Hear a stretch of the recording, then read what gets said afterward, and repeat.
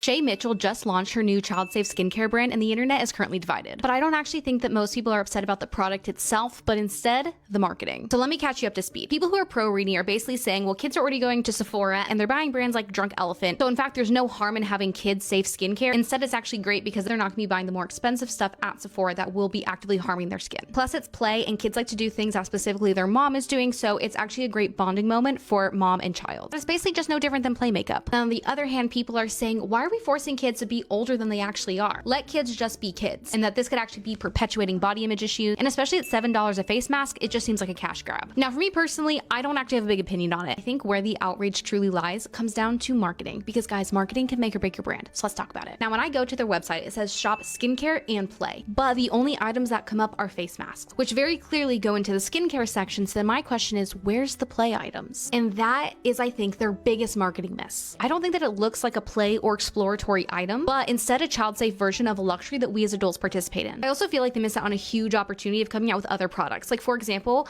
coming out with kid-safe sunscreen that they can pair then with their aloe vera face masks. Another way to promote play is coming out with kids' robes or towels, or even face masks that the kids can go and put on their dolls or their stuffies. I think that when the only product is going to be a one-time use face mask that goes for $7, by the way, I can understand why there will be huge backlash, especially in a society where we are constantly talking about, are we making kids grow up too fast? This feels like instead of combating that and saying, hey, let's kids be kids, we don't need to be taking them to Sephora like the brand Kiehl's did here. Instead, to some people, I can see how it can feel like a cash grab. Just swoop in and say, hey, start in the skincare before you're older and need more. Anyways, would love to hear your thoughts. And as always, every business comes down to marketing.